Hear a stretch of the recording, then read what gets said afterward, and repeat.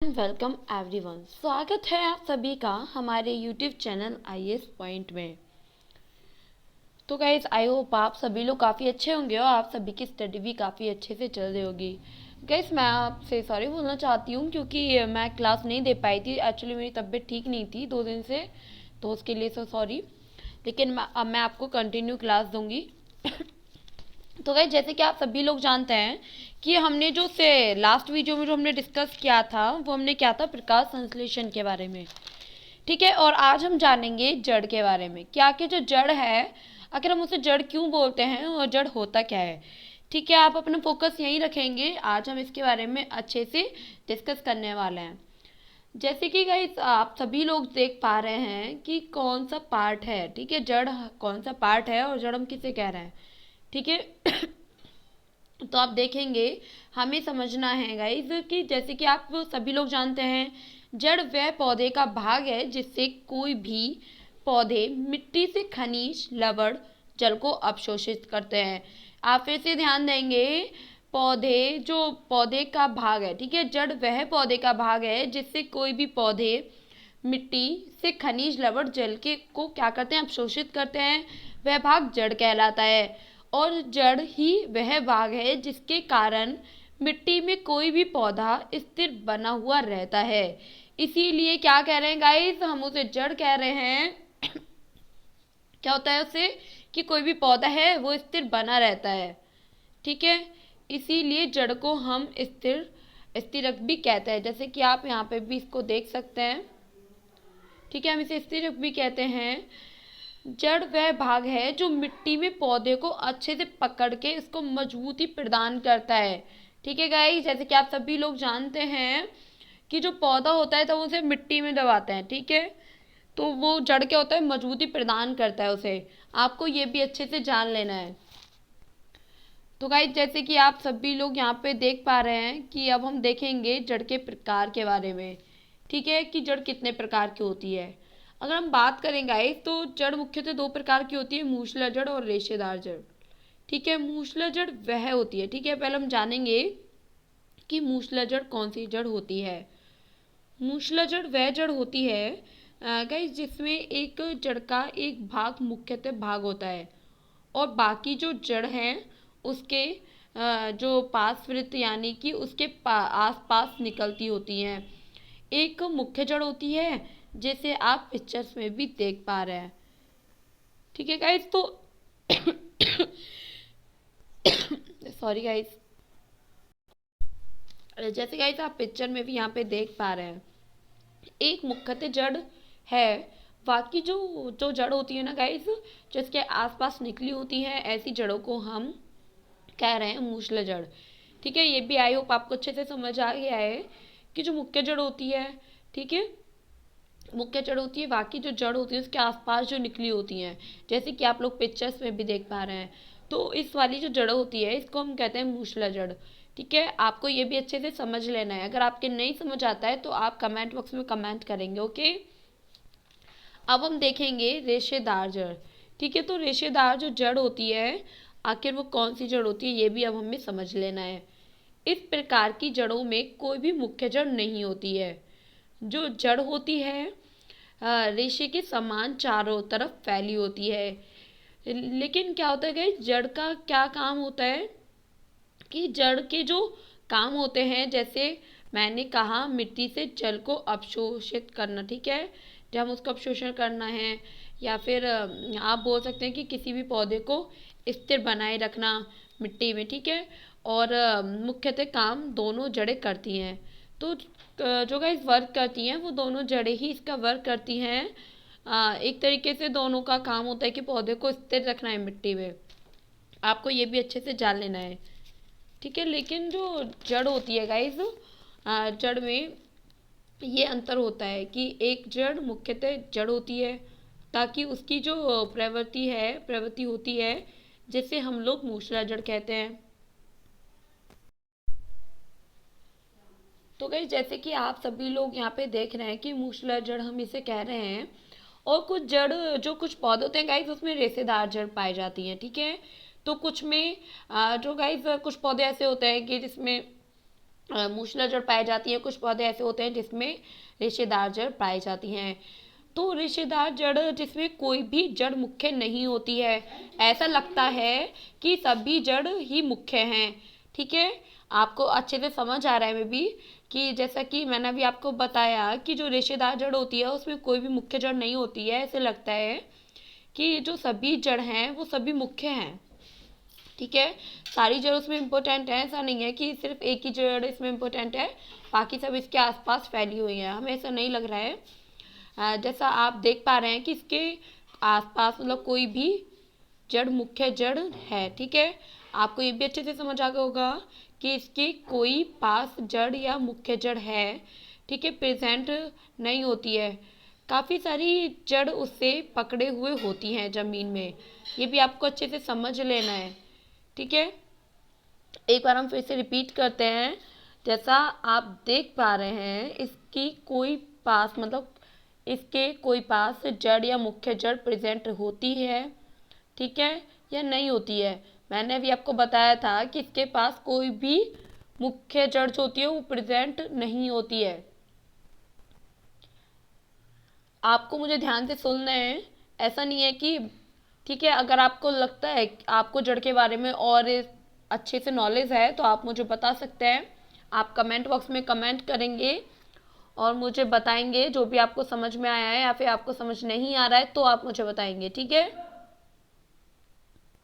तो guys I hope ये भी आपको अच्छे से समझ आ गया होगा। तो काफ़ी सारी जो जड़ें होती हैं उसके बारे में हमें जानना इम्पोर्टेंट है। जैसे मैंने आपको कुछ देर पहले बताया था कि जो पौधे होते हैं पत्तियों को देखकर उनके जड़ों के बारे में हमें पता लगाया जा सकता है। ठीक है, मैंने आपको लास्ट वीडियो में पढ़ाया था गाइस इसके बारे में कि हम पत्तियों को देखकर पता लगा सकते हैं। तो गाइस अब हमें जानना है कि पंखुड़ियाँ हम किसे कहते हैं। ठीक है, पंखुड़ियाँ आखिर होते क्या है इसके बारे में अब हम अच्छे से जानेंगे। पुष्प का वह भाग जो काफ़ी चपटा होता है, पतला होता है, काफ़ी कलर का होता है। ठीक है, उसे हम कह रहे हैं पंखुड़ियाँ। ये भी आपको अच्छे से ध्यान रखना है। ये पंखुड़ियाँ विभिन्न प्रकार के पौधों की, विभिन्न प्रकार के आकार की हो सकती हैं, विभिन्न प्रकार के रंगों की हो सकती हैं। ठीक है, जैसे अभी मैंने आपको बताया था कि काफ़ी कलर का होता है। ठीक है, ये काफ़ी रंगों की भी हो सकती हैं। ये भी हमें अच्छे से जान लेना है। और सबसे सुंदर और आकर्षक दिखने वाली पौधों का वह भाग जो फूलों में विद्यमान होता है। आपको ये भी अच्छे से समझ लेना है गाइस। ठीक है, जो सबसे सुंदर और आकर्षक दिखने वाला पौधों का वह भाग जो फूलों के विद्यमान होता है उसे हम लोग क्या कह रहे हैं गाइस, हम उसे पंखुड़ियाँ कह रहे हैं।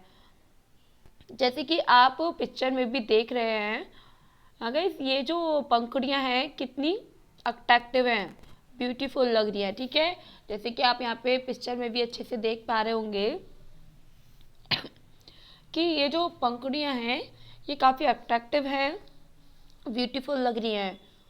फूल का अंग, ठीक है, पार्ट के बारे में हम देखेंगे कि जो आप यहाँ पे नीचे देख रहे हैं, ठीक है, आप यहाँ पे देख रहे हैं वहादल, तो इसके बारे में भी हम जानेंगे कि ये क्या होता है। तो फूल का अंग पार्ट के बारे में जैसे हम देखेंगे गाइस, तो वहादल क्या होता है इसे हमें समझना है।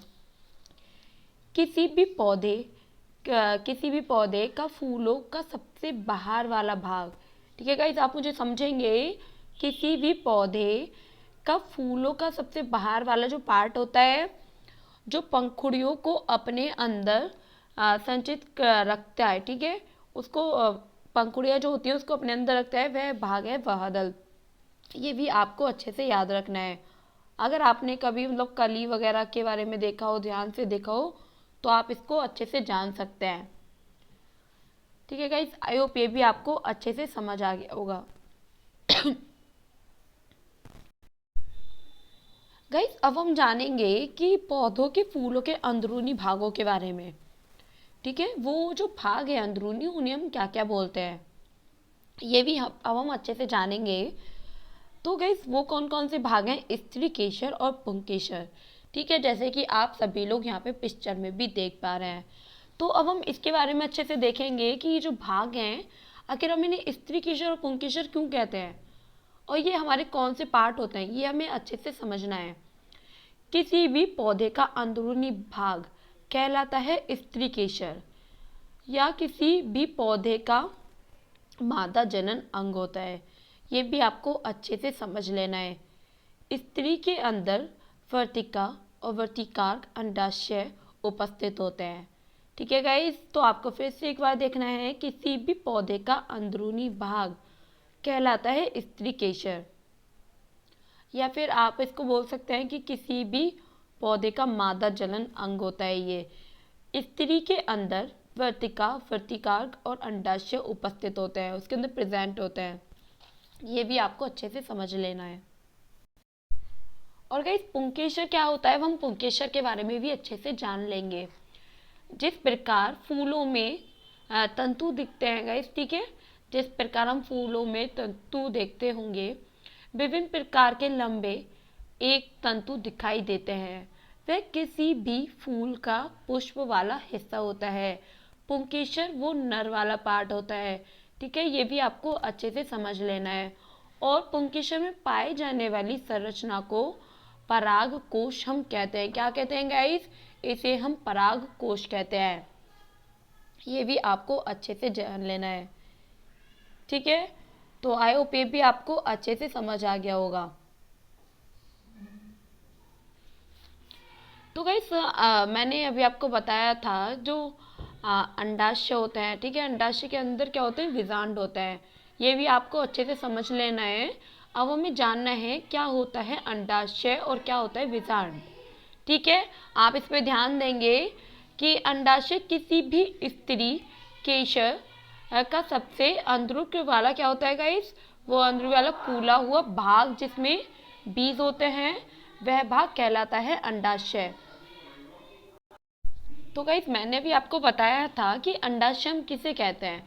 अंडाशय किसी भी स्त्री केशर का सबसे अंदरूनी फूला हुआ भाग, ठीक है, जिसमें बीज होते हैं, वह भाग कहलाता है अंडाशय। ये भी आपको अच्छे से समझ लेना है। सॉरी गाइस, आज मैं थोड़ा लाउडली नहीं बोल पा रही हूँ, मेरी तबीयत ठीक नहीं है थोड़ा सा। तो गाइस आप समझने की कोशिश करिए मेरे को। अगर आपको नहीं समझ आता है तो आप मुझे कमेंट बॉक्स में कमेंट करें, मैं आपको फिर से बता दूंगी। ठीक है, तो गाइस क्या होता है कि जो अंडाशय होता है, जो फूला हुआ स्त्री का भाग होता है, अंदरूनी भाग, हमें वो दिखता नहीं है। ठीक है, आपको ये भी अच्छे से जान लेना है। जब हम अंडाशय के अंदर देखें तो हमें दिखाई देंगे बीजांड। ठीक है, ये भी आपको अच्छे से जान लेना है। जो बीजांड हमें दिखाई देंगे, होता क्या है कि अंडाशय में छोटी गोल गोल बीजों जैसी संरचनाएं होती हैं, जिसे हम क्या कहते हैं गाइस, जिसे हम बीजांड कहते हैं। ये भी आपको अच्छे से जान लेना है।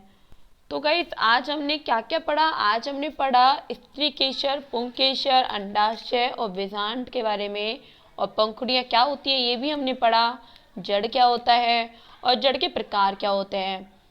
ठीक है, और जड़ के प्रकार के अंदर हमने पढ़ा मूसला जड़ और रेशेदार जड़ के बारे में।